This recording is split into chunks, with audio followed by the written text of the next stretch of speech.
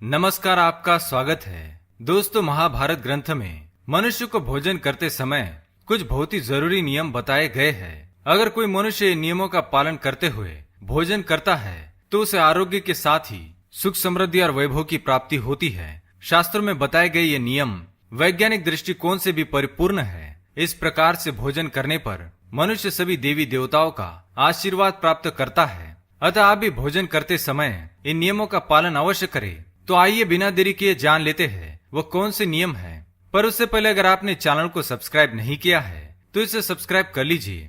साथ ही वीडियो को एक लाइक करना ना भूले।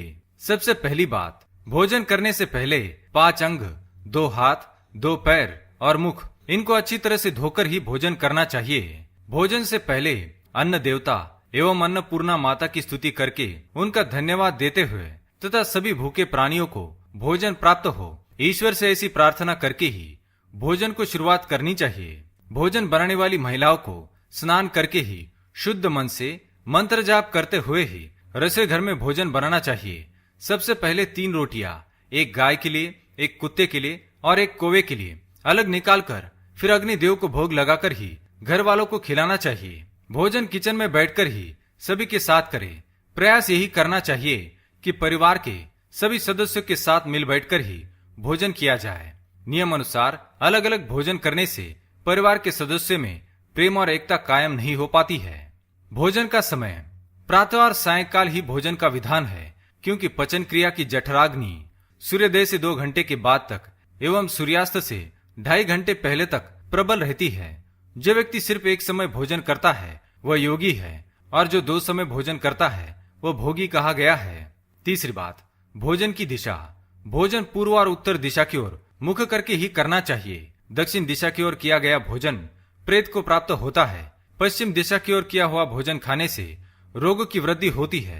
चौथी बात, ऐसी अवस्था में भोजन ना करे। शैया पर बैठकर अर्थात बिस्तर पर बैठकर अपने हाथों पर रखकर या टूटे फूटे बर्तनों में भोजन कभी करना नहीं चाहिए। मलमूत्र का वेग होने पर भी भोजन करना नहीं चाहिए। कलह अथवा क्लेश के माहौल में भी भोजन करना अनुचित माना गया है। अधिक शोर शराबे के स्थान पर भी भोजन करना उचित नहीं।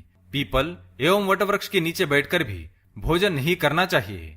परोसे हुए भोजन की कभी निंदा नहीं करनी चाहिए।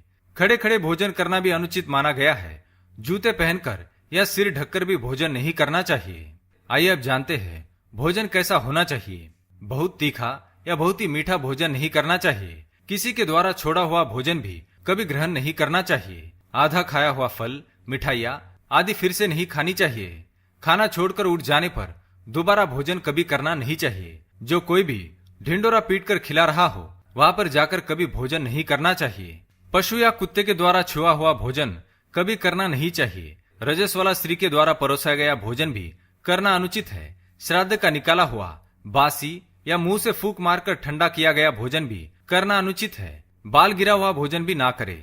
अनादर युक्त अवहेलना पूर्ण परोसा गया भोजन भी कभी ना करे। कंजूस के द्वारा वैश्या के हाथ का, शराब बेचने वाले का दिया भोजन भी और ब्याज का धंधा करने वाले व्यक्ति का भोजन भी कभी करना नहीं चाहिए। छठी बात, भोजन करते समय ध्यान रखे। भोजन के समय मौन रहे। रात्रि के समय भरपेट ना खाए।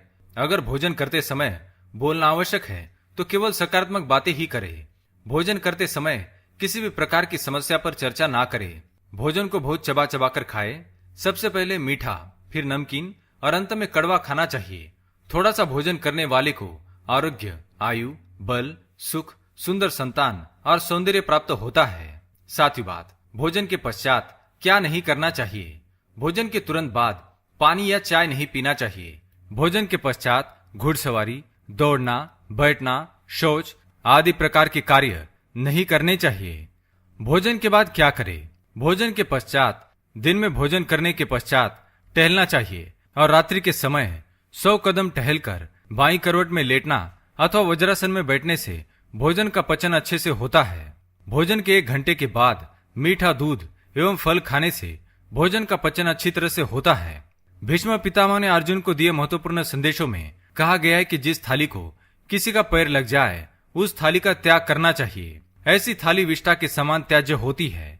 भीष्म पितामह कहते हैं कि भोजन के दौरान थाली में बाल आने पर उसे वहीं पर छोड़ देना चाहिए। बाल आने के बाद भी खाए जाने वाले भोजन से दरिद्रता का सामना करना पड़ सकता है। भोजन पूर्व जिस थाली को कोई लांग कर गया हो, ऐसे भोजन को भी कभी ग्रहण नहीं करना चाहिए। इसे कीचड़ के समान छोड़ देने वाला समझना चाहिए। भीष्म पितामह ने अर्जुन को बताया कि एक ही थाली में भाई भाई भोजन करे तो वह अमृत के समान हो जाती है। ऐसे भोजन से धन धान्य, स्वास्थ्य और लक्ष्मी की वृद्धि होती है। भीष्म पितामह के अनुसार पति पत्नी को एक ही थाली में भोजन करने को निषिद्ध माना गया है। भीष्म पितामह के अनुसार एक ही थाली में पति पत्नी भोजन करते हैं तो ऐसी थाली मादक पदार्थों से भरी मानी जाने वाली होती है। पत्नी को पति के भोजन के उपरांत ही भोजन करना चाहिए, इससे घर में सुख समृद्धि बढ़ती है। तो दोस्तों, ये थी वो महत्वपूर्ण बातें जो महाभारत में बताई गई है। अगर ये जानकारी आपको पसंद आई तो वीडियो को लाइक करें, कमेंट में जय मां अन्नपूर्णा अवश्य लिखें, साथ ही चैनल को सब्सक्राइब करें ताकि आप ऐसे आध्यात्मिक जानकारी वाले वीडियो देख सके। धन्यवाद।